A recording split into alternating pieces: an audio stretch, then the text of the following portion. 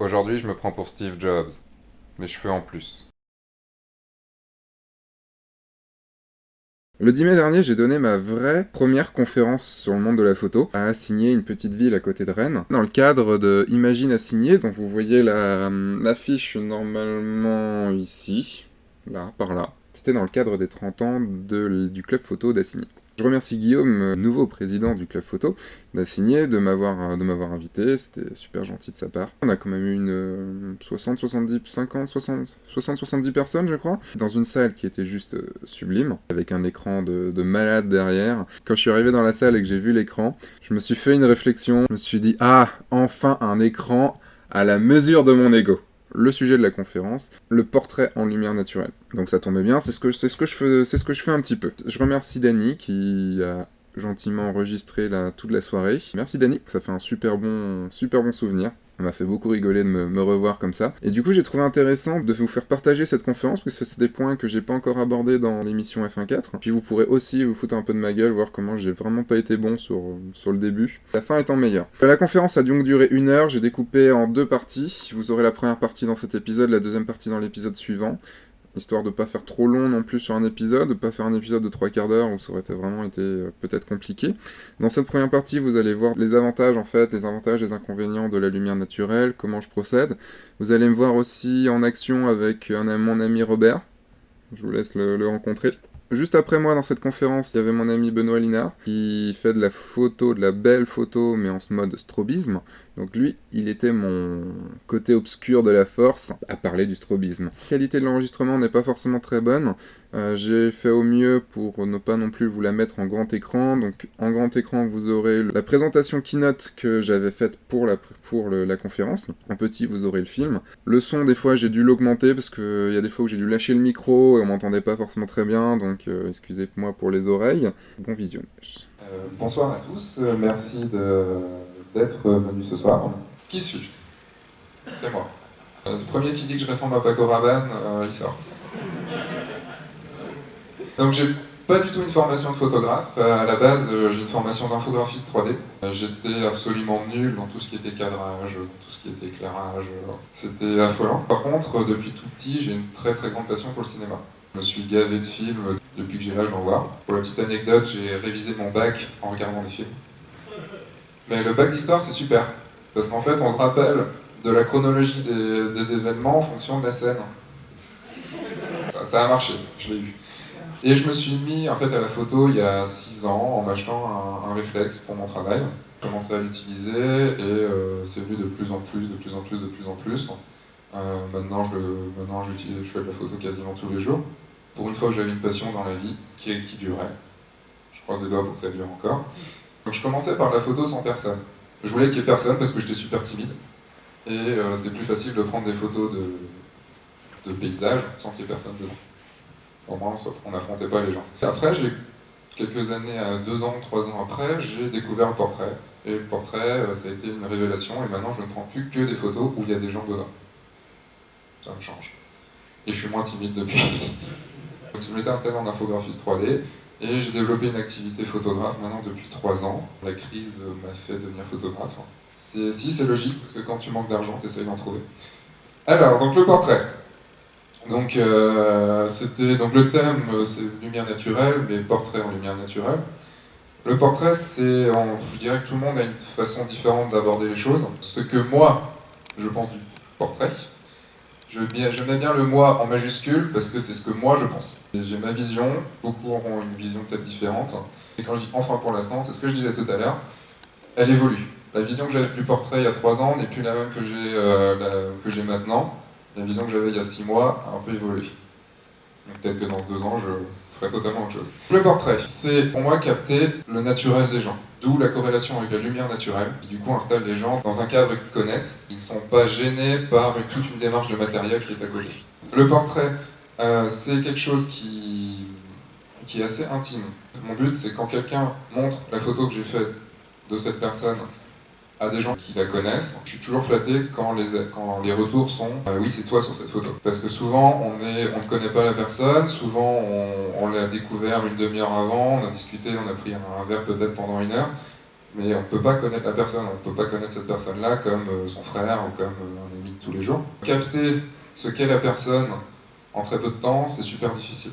J'aime bien prendre comme exemple comment j'ai commencé le portrait. Pendant la première année, en fait, j'ai pas cherché ce qu'était la technique. J'ai pas du tout été chercher comment on faisait quoi, comment on réglait son appareil et tout ça. J'ai passé toute mon énergie dans la direction du modèle. C'était pour moi quelque chose de primordial du fait que j'étais timide. Je voulais que ça se passe bien, je voulais pas qu'il y ait un blanc, que voilà. Je parle encore 15 fois trop pendant mes séances photo, j'ai encore beaucoup de blagues pourries, ça évolue aussi un petit peu. Ce que je veux, ça rejoint un petit peu ce que je viens de dire, du naturel, du mouvement, de la vie, de l'émotion. Les gens qui voient mes photos, je veux que ça leur fasse un petit truc. Si les gens restent sans émotion, sans aimer, sans pas aimer, je dirais que j'ai pas gagné mon pari. On fait pas de la photo pour soi, on fait de la photo pour montrer, sauf si vraiment on montre jamais. Mais quand on est photographe, on fait quand même des photos pour les gens. On fait surtout des photos qui sont personnelles. On met nos tripes dans... Enfin, moi, c'est comme ça que je le fais. Je mets mes tripes dans mes photos. Je mets ce que je suis dans mes photos. Si la photo plaît pas, c'est un couteau qu'on me plante. Il faut aussi savoir le digérer, puisqu'on peut se tromper. Je veux aussi que ça raconte quelque chose. Donc, dans le fait que la photo donne une petite émotion, il faut qu'il y ait une petite histoire. Il faut qu'en fait, il y ait un avant et qu'il y ait un après. La photo est un instantané, c'est un instant T. Il y a une histoire avant, il y a une histoire après. La photo va normalement vous raconter cette histoire. Faire imaginer cette histoire. Ce que je veux pas de la photo de mode. Parce que je trouve que la photo de mode, par essence, c'est de la photo qui est très figée, qui ne donne pas de la réelle émotion. Après, il y en a des très bons qui le font, hein, mais moi je suis pas assez bon pour ça. C'est trop retouché des fois, on n'a pas une vision réelle de la vie. L'idée c'est de ne pas de rendre la vie jolie, mais de ne surtout pas la truquer. Après chacun a ses façons de voir, à quel niveau on va retoucher, à quel niveau on va pas retoucher. Ça après c'est un long débat, si certains veulent en débattre, on peut en débattre après. Souvent en mode, la lumière n'est pas naturelle, la lumière est en flash, ce qui fait qu'on va pour faire une photo qu'on a en tête, et pas pour laisser libre cours. On ne sait jamais ce qui peut se passer. Et la lumière naturelle permet ce genre de choses. Alors qu'un flash, si on se déporte d'1 ou 2 mètres, le flash il est plus au bon endroit, il faut se lever pour aller le changer. La direction de modèle, comme j'aime bien le dire, c'est diriger un modèle vers du naturel. Ça paraît paradoxal, mais en fait, ma façon de faire, c'est de proposer des choses aux gens, que ce soit avec une modèle comme ça pendant une séance à deux, ou alors pendant une séance couple, des gens qui viennent me demander un portrait. L'idée pour moi c'est de les faire jouer, de les mettre tellement à l'aise qu'ils vont faire disparaître l'appareil photo. Il n'y aura plus d'appareil photo. Pourtant vous avez vu dans mes portraits que c'est quand même très serré. Je suis à quoi? Je suis à 40-50 cm de la tête du modèle. C'est dur d'oublier un appareil photo à cette distance-là. J'arrive à les faire oublier. Pour ce faire, c'est toute une ambiance. Ça commence dès dès qu'on se rencontre, quand on marche. Je marche souvent pendant longtemps pour arriver à un lieu où on va prendre des photos. C'est toute une discussion. Il faut qu'en l'espace de 5 minutes, on devienne intime avec la personne. C'est cette intimité qui se crée, qui va permettre à la personne qui souvent va vous dire « Ah non, moi, les appareils photo, je déteste, je suis pas photogénique pour un sou. » Ça, des choses comme ça, j'en ai à l'appel. C'est peut-être battu par le coup du droit à l'image. Une réplique que j'ai assez souvent. Et une fois que ces gens seront en confiance, le tout en fait c'est d'être en confiance avec le photographe, là, la personne va se lâcher et va nous donner les choses de qui elle est vraiment. Moi ce que j'adore c'est quand je fais une séance de couple, ça m'arrive souvent avec les mariés, et ils arrivent tous en me disant l'appareil photo j'aime pas, je suis toujours très figé devant l'appareil photo. Je sais que dans 15 minutes ça va y aller. Parce que je leur propose des situations, et en leur proposant des situations où ils se sentent un peu ridicules au début, ils vont se sentir de plus en plus ridicules, et au moment où ils se sentent très ridicules, ils commencent à s'en foutre. Plus on est ridicule, mieux c'est. Puisqu'on est ridicule entre nous, c'est pas grave, personne ne nous voit. On peut se dire il y a des photos, mais en même temps, ils ont quand même confiance en moi dans le sens où je vais pas montrer des photos d'eux ridicules. Ça, je les garde au cas où je dois les faire chanter après. Donc l'idée, voilà, c'est de vraiment se mettre dans un naturel, dans une confiance. Je pense que le maître mot, c'est de la confiance. Si le modèle en face de soi est confiant, il n'y a pas de souci. Là, je parle vraiment dans le cadre d'une séance comment dire, où la personne sait qu'elle est photographiée. C'est pas comme, enfin ça j'en parlerai un peu plus tard, la différence entre du portrait volé et du portrait préparé. Je viens de parler de la photo préparée, c'est-à-dire quand on part en séance photo, où la personne est d'accord pour se faire prendre en photo. Et la photo sur le vif, où là, on est obligé, par exemple dans un cocktail de mariage, c'est un peu la saison de mariage, donc forcément j'y pense. Tout ça, les gens, ils sont là, ils sont en train de discuter, en train de rigoler, voire pleurer des fois. L'idée, c'est d'être là au bon moment. En fait, il faut intégrer toute la lumière qui se passe, trouver les bons angles, trouver tout ça, et juste réussir à choper le bon moment. Ça revient aussi à la photo préparée où il faut choper le bon moment, le moment où le modèle nous donne ce qu'il est vraiment. Mais quand la photo est prise sur le vif, faut y aller. C'est un instinct, c'est un œil, c'est un œil qu'on se développe. Et pour ça, il faut pratiquer, pratiquer, pratiquer, pratiquer, pratiquer, pratiquer. La lumière naturelle. Vous voyez ici sur cette photo, donc sur les pistes de ski, j'ai bien embêté le pote avec qui je skiais, parce que je suis resté au moins un bon quart d'heure à cet endroit-là, parce que la lumière était juste magnifique. Je vous montrerai après, il y aura des avant-après sur les photos. Vous verrez comment c'était et comment j'ai pu modifier. Puisqu'en fait, enfin j'en parlerai dans la retouche, mais ce que je vois n'est pas ce que mon appareil prend en photo. Voilà le pourquoi de la retouche après. En lumière naturelle, voilà, faut tomber au bon moment, faut le voir. Ça à faire en lumière artificielle, quand on a pensé la photo, c'est juste une horreur. C'est un matos de balade, c'est difficile. Donc la lumière naturelle. Si vous vous rappelez, je vous ai montré juste une photo de concert tout à l'heure. Et pour moi, c'était de la lumière naturelle. Pour moi, la lumière naturelle, c'est toute la lumière qu'on ne contrôle pas. C'est tout ce qu'on ne vient pas rajouter. Donc ça peut être aussi bien le soleil, que des lampadaires, que des éclairages de concert. C'est la lumière que je ne vais vraiment pas pouvoir contrôler. Ça tombe bien parce que je suis une grosse feignasse, et j'aime pas me trimballer avec un matos de fou.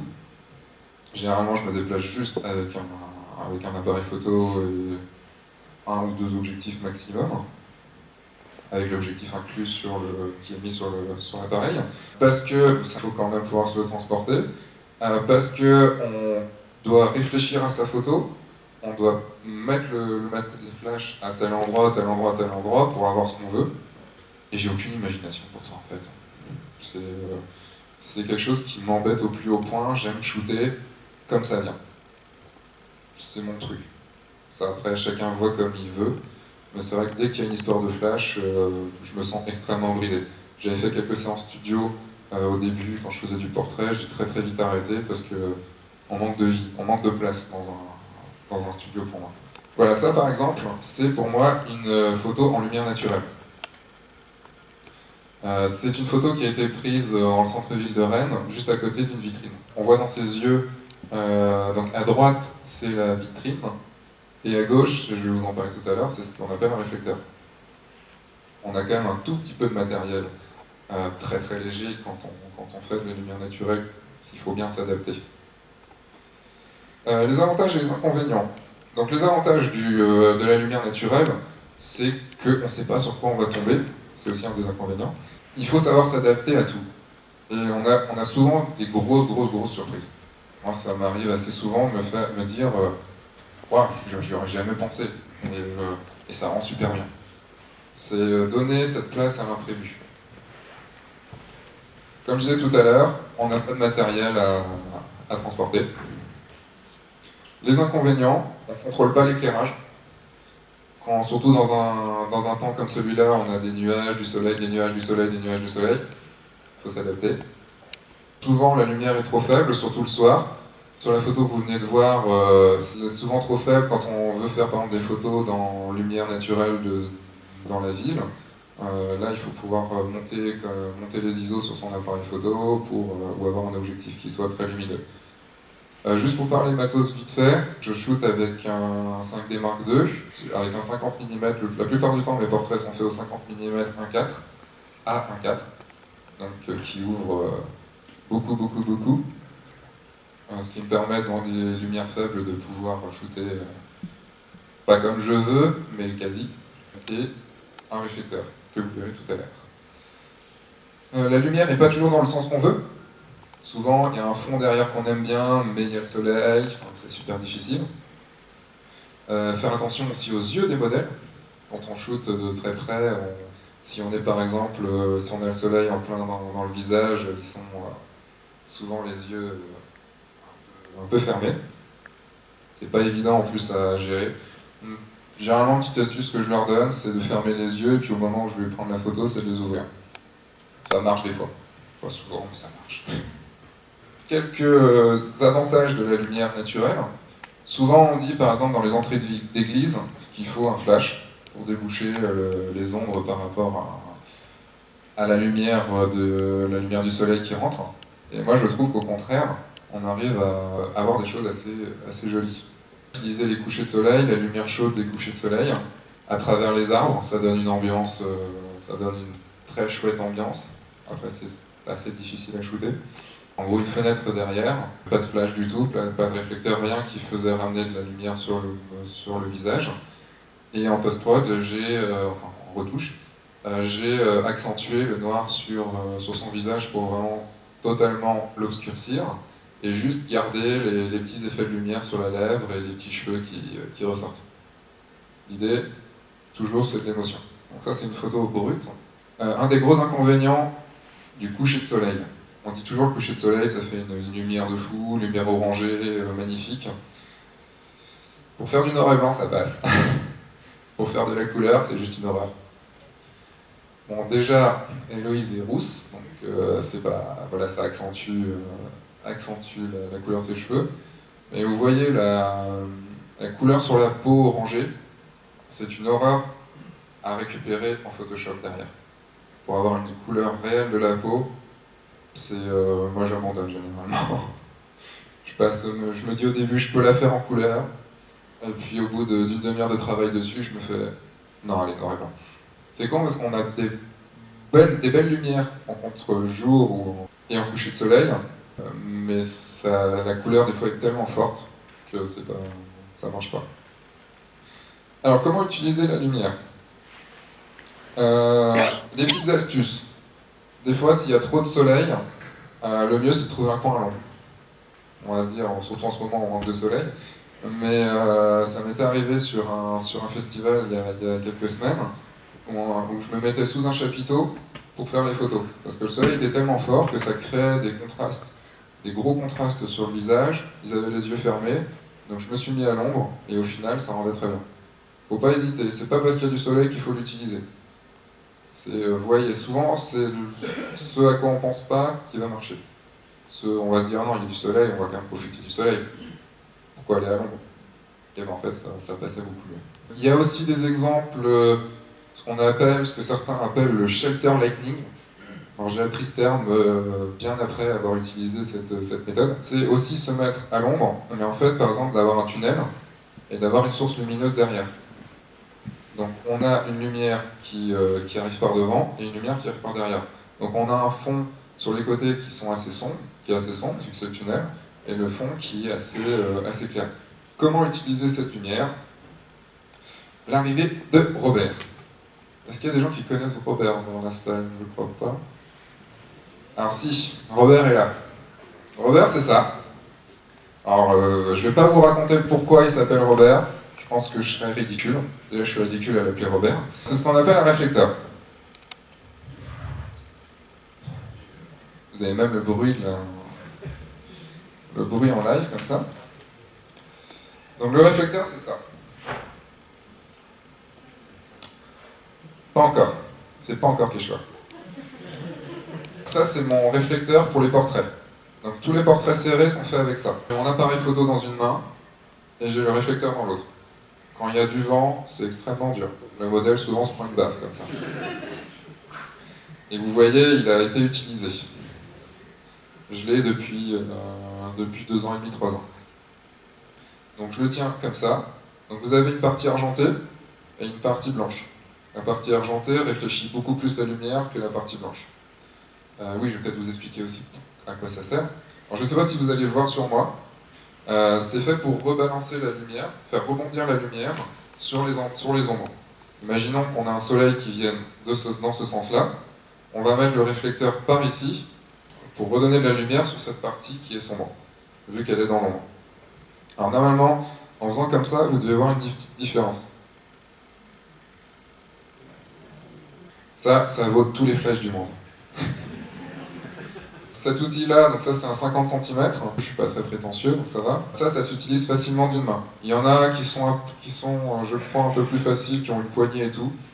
Je lorgne vers ça depuis quelques temps, mais je suis attaché à mon Robert, donc on en a vu beaucoup tous les deux. Et en plus, il en a vu beaucoup. C'est une technique que j'ai développée du fait que, en séance portrait, j'aime pas qu'il y ait quelqu'un d'autre qui ait un assistant. Je refuse systématiquement quand quelqu'un me demande de venir avec moi sur une séance portrait. C'est pas pour cacher mes secrets, c'est juste, ça casse mon intimité avec le modèle. Que ce soit homme ou femme.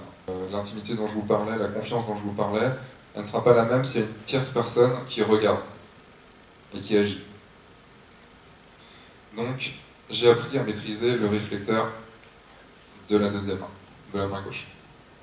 Vous voyez, ma petite technique, je mets 3 doigts là, 2 doigts devant, et ça me permet de le tenir très facilement. Donc là, la lumière vient par là. Donc, comme il n'y a pas beaucoup de lumière, je prends la place argentique. Et en fait, ouais, je mets un peu plus par là. Vous voyez la différence de lumière? Et donc en fait, je suis... Merci la caméra. Alors ça, c'est une chose... Je n'ai jamais de bouchon sur mes objectifs. J'ai un filtre UV dessus juste pour le protéger. Et du coup, j'ai jamais enlevé mon bouchon et je ne sais jamais, comme le bouchon, je ne sais jamais où mettre. Pour moi, il n'est pas perdu. Il n'est pas avec moi. Donc, on va faire plus de choses. Là, je mets mon réflecteur comme ça. Et je viens shooter comme ça.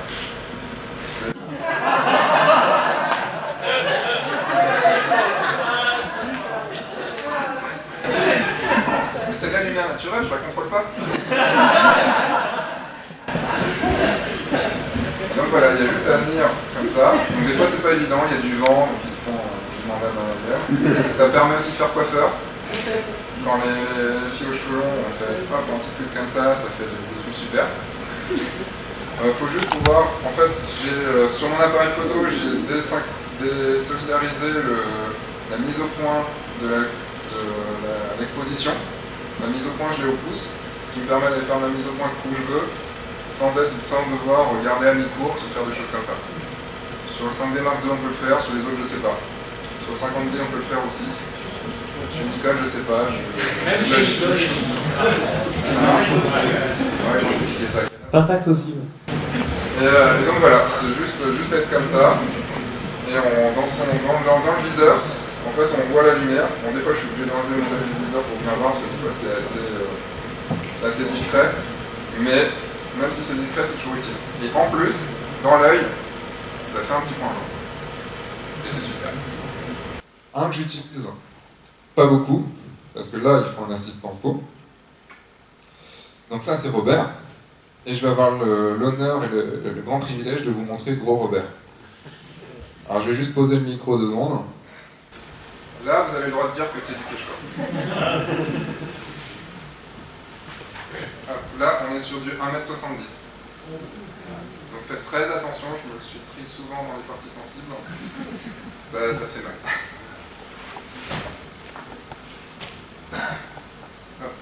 Quand on prend une personne en entier, comme moi je fais du portrait serré, j'ai besoin que de mon petit... Non, il faut pas dire oui, je le dis moi-même. Surtout pas dire que Robert est petit. Il se vexe très facilement. Donc Gros Robert, ça permet de mettre de la lumière sur un corps en entier. Voilà. Mais là, on est obligé d'avoir un assistant. Ou une assistante. C'est parce qu'on peut pas le tenir longtemps. On peut le tenir... comme ça, avec l'appareil photo dans votre main, mais on va pas pouvoir le tenir comme ça va être juste impossible. Et vous devez voir que ça ramène quand même bien la lumière. Je sais pas si vous voyez sur vous un petit peu, vous voyez les reflets. Si tu veux juste le mettre sur moi pour montrer, monsieur l'assistant. Est-ce que tu sais te servir un réflecteur déjà? Alors tu regardes où est la lumière. La lumière est par là. Donc là, t'es pas mal. Hein, là, vous devez voir un peu plus de lumière arriver vers moi. Donc ça marche à mort. Je crois que j'ai quelques photos. Par exemple, cette photo-là, c'est pas de flash, on pourrait croire. C'est grâce à Groupe Robert et au père du marié qui était là, qui tenait du coup le réflecteur. Vous voyez que le soleil, donc on est en contre-jour parce que le soleil est derrière la tête de la mariée. Et donc la lumière qui revient, parce que si on n'avait pas de réflecteur, je suis désolé, je supprime toutes mes mauvaises photos, histoire de ne pas laisser de traces, pour pas montrer que je suis un mauvais photographe. Donc du coup, je ne peux pas vous montrer de photos sans le réflecteur, mais imaginez qu'il soit vraiment très sombre. Puisqu'on ne peut pas avoir une exposition faite sur le ciel et sur la tour derrière, sans réflecteur, ça fait que le couple est noir. Sans réflecteur, là, et avec. Vous voyez la petite différence? Bon, c'est la plus probante que j'ai pu trouver dans les photos qui restaient. Mais là, je pense qu'on voit quand même que c'est très sombre sur la gauche, la lumière du coup vient de la droite. Donc en gros, j'étais comme ça. Elle devant moi, j'étais comme ça. Donc, la lumière, ça va être difficile. Hein. La lumière, le soleil arrive par là. Donc l'idée, c'est de faire rebondir la lumière ici, sur le visage, pour éclairer la partie sombre. Ça, sans ça, je suis perdu. Sans mon Robert, je suis perdu. Voici la fin de la première partie de cet épisode. Vous avez eu la grande chance de faire la connaissance de Robert Ier du nom. La semaine prochaine, donc la suite de la conférence, où j'aborderai quelques autres points au niveau de la lumière naturelle. Vous aurez des avant-après, on va parler un peu retouche. Je répondrai aux questions de la superbe assemblée que j'avais ce soir-là. En parlant de conférence, je vous donne rendez-vous au Salon de la Photo. J'aurai la grande chance de faire une conférence sur le salon Agora du Net le vendredi 9 novembre, donc au Salon de la Photo à Paris, bien sûr. Normalement, ça peut peut-être changer, mais normalement l'horaire auquel je serai sera 15h. À 15h, Salon de la Photo, au stand Agora du Net. Donc venez, ça parlera de mariage. Ça parlera de photos de mariage. Et ce sera pas du tout chiant, je vous le promets. À la semaine prochaine.